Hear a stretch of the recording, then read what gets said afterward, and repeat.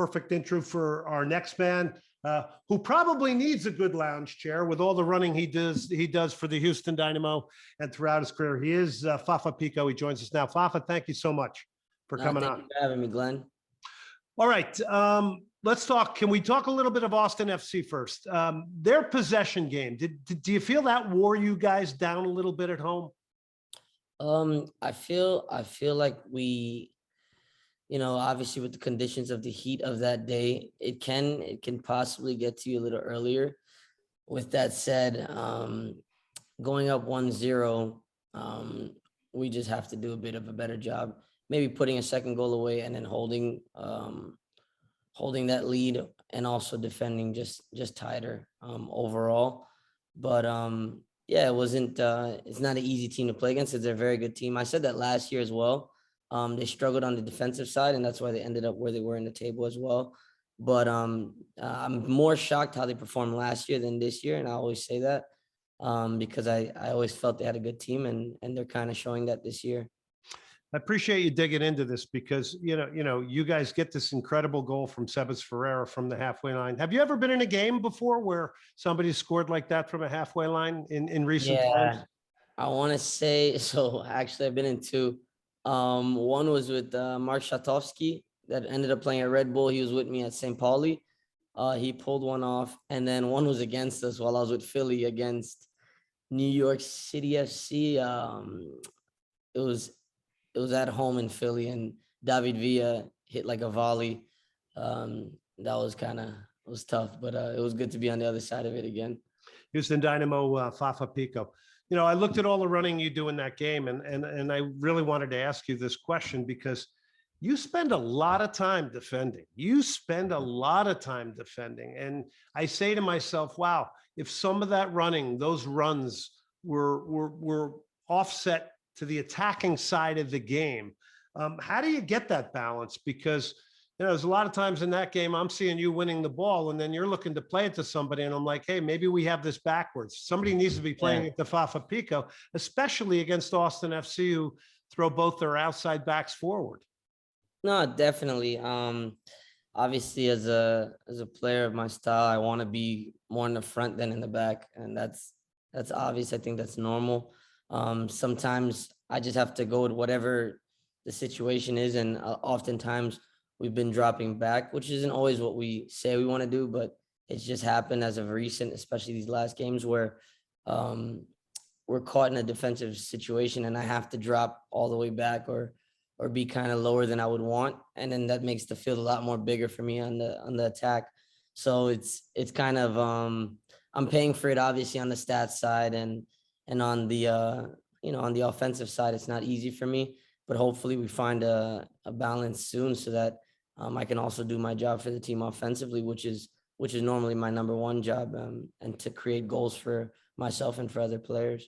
Yeah, because it was pretty obvious, and no one's trying to pick on anything here, but it was very obvious that both you and Sebas Ferreira many times were deep. And, if you just go by the simple logic of, hey, these are two of your goal scorers, they're back there battling to win the ball in their own defensive third of the field. Now, where do we go from here? I mean, the only target is Darwin Quintero. Darwin's probably not a breakaway guy. He's not a vertical threat like you. So, I know these are challenging things against a team like Austin. Was there ever any thought of maybe you just going out wide and staying there and seeing what Austin FC would react to? Would they drop a guy with you? If they didn't, you're a big option because ultimately it could be 8 against 8 and you're defending. Yeah, I mean, generally, I have to talk. It probably happens before every game. First thing every right back in the league tells me is like, hey, don't run too much today, It's a general pregame conversation we always have. And I'm like, nah, yeah, that's not enough. Can you reveal a guy who said that? Because whoever says that's a really cool guy, because that would be funny. That to me is great sports comedy, right? I'm gonna the be guy honest, comes up to you before everyone. the game and says, hey, please don't run so much. It's fun, man. I want to be honest with you and say it's almost awesome. Most right backs in the league. I've gotten to know most of them because I played against them week in and week out over the last 5-6 years. So now it's like almost every right back's told me that, and center back. So it's funny. I absolutely love that. I think that's a great part of the sport that a lot of times we're not privy to, and on the outside, and those are just great, funny, light moments. Talking to Yeah. Fafa Pico of the Houston Dynamo. Speaking of a wide game, you're probably going to be on the same side as Julian Gressel. This could set up to be a good matchup against DC United. How much have you thought about them and their wide game? Because they do seem to base it on some good wide play between him and Brad Smith. Definitely. I know Jordan has a great cross on the ball. He's done that for quite a while now.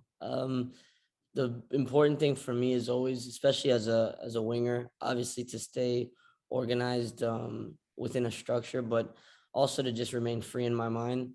Because once you lose that freedom in your mind, you're not really that creative winger that can change a game. So I don't focus too much on the opposition as much as you have to be prepared for them. I don't focus too much on what they're going to be bringing. Instead, I want them to have to worry about what I'm going to do to them on Saturday to have them on the back foot. And that goes back to your last point, trying to put them on the back foot maybe early on or throughout the game at some point. And I think most defenses in the league would have a bigger problem with that. And that is the mental side of the position you play. I mean, everybody first goes to, hey, look at the amount of running Fafa Pico does, but that's a very mental game that you have to play with your opposition out there in those big wide channels sometimes, right? Definitely. It's both mental. There's a little physical to it, but a lot of these games you get through it with your mind, and obviously, the tactical side is important as well, and the rest follows suite. Fafa Pico joining us, Houston Dynamo ahead of DC United this weekend. By the way, that's a game you can catch on AT&T Sportsnet. This should have been the first question, but then how about some other general thoughts on the Austin FC game? It was, I guess, a second heartbreak. We're playing another Texan team, another rival. And we wanted to redeem ourselves coming off of that Dallas heartbreak, and to lose at home against our fans. At home in front of our fans against in-state rivals. It's a bit hard hard of a pill to swallow, but at the same time, you have to move forward. But if we're honest and objective about it, it just wasn't good enough overall. And that comes from, I think, different aspects and dynamics of the game. It just has to be better. How much of that is worked on this week in training? I mean, are there specifics that come out of the Austin game? Does it lean more from Coach Nagamura towards the tendencies of DC United? Kind of where do you go during the week? I think it kind of will shift in this case. Dallas and Austin are a bit similar in their style of play at times. Playing out of the back, possession, emphasized. The only difference is we were playing Dallas away and we were playing Austin at home. But now we go to play against a completely different team, DC away. So it's going to be a bit different in our style and our approach. It's an away game, but it's a team that we feel if we do the right things, we can win against. And that's with all credit and respect to them. But we're in a situation and position of at this point in the season where we want to look for 3 points against whatever team we're playing against. So we prepare for them a bit differently probably than a Dallas and an Austin game. But we know that they're going to have their weapons and their strengths as well. Here's DC United 3-5 right now. They're last in the East. They've had a coaching change. Hernan Losada is out. Chad Ashton has taken over the interim coaching job. Bill Hamid out with an injury, so they're going with John Kempen in goal. They have a new Greek guy that's kind of has played for the Greek national team that seems to be a bit of an X factor named Taxi Funtas. Have you heard much about him? No, I'm not as familiar with him yet, but I'm sure he'll come up in video throughout this week. Yeah, 8 caps for Greece, played for Ike in Greece. So when you go on the road, you guys already got a good road win at Inter Miami. When you go on the road to DC, what's different this year than last year? Well, for starters, already getting one win this year is something that we want to build off of. We don't want to obviously just be content and complacent with one away win. So going to play against a DC team, it's another East Coast team. But as well, these points are also important and crucial early on in this year, in the first half of the season. So we want to build off of that the last time we won away. We almost had it in Dallas, and threw it away within 6 minutes. So we know we're capable even against good teams. Now we're playing against a hungry DC team that has a lot to prove. We know we're not going to go over there and walk in their house and just take 3 points. So the important thing is to go there hungrier than they are, be more aggressive than they are, and fight and dig it out for the 3 points to bring back home. Fafa, we've heard Paulo Nagamura say, look, we want this to be less of a vertical team, more of a possession-oriented team. To get road wins. You know, I look at Austin and I go, these guys are going to get road wins just because they're so good with the ball. They're able at least to manage the game, give themselves a rest, you know, dictate, maybe run people a little bit. How do you feel that factors into you guys on the road this year when it comes to getting more points, more results, whether they're draws, whether they're wins, making sure that your possession game can help you kind of manage and control maybe a little bit of this stuff against home teams?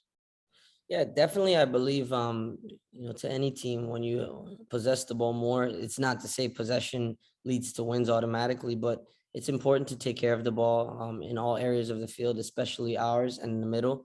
And then another dynamic would be possessing the ball further up the field and keeping it there, because then you have other players from their attack that have to drop. Guys have to do dirty work that maybe they don't want to do. And so the more that we move for each other off the ball in the attacking third as well, it makes it just even more difficult for any team that you're going to play against in any defense, because nobody wants to defend in their bottom third. And the more you have to do that, the more you make it difficult. And that way, let's say the other team does win the ball right away, we're able to get it back, perhaps because of the fatigue in the legs of the guys that have been chasing for a while. And that's what's been good with Austin. So now we have to continue. We have to look to do that as well to other teams. We have the quality and the caliber in our locker to do so. So it's going to be important to continue to build into that dynamic going forward. Fafa, last one before we let you go. Thank you very much for coming on the program tonight here. All right, so we look at you, Corey Baird, Tyler Pasher, you guys that are the wingers, and then Sebas Ferreira. We look at you guys as a threesome and a group. How important with a big signing like Sebas, who's a guy we know can score goals and complement you as you complement him?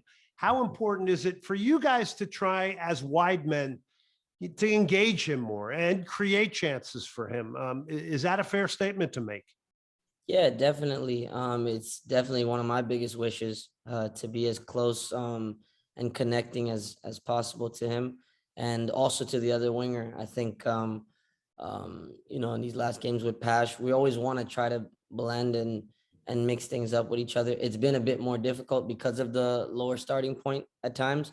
But I do want to get to a point where I'm able to be further up the field and helping Seba and obviously be more involved in the attack. And the closer I am to him, I think it's just going to be more dangerous because he's another player that's capable of a flick on. Tyler's also a creative player. We're fast players. So it's things that I think no defense wants to deal with while we're going at them, so a little flick and just this and that and a little, just touches in between each other. And I think that's where the beautiful football will come.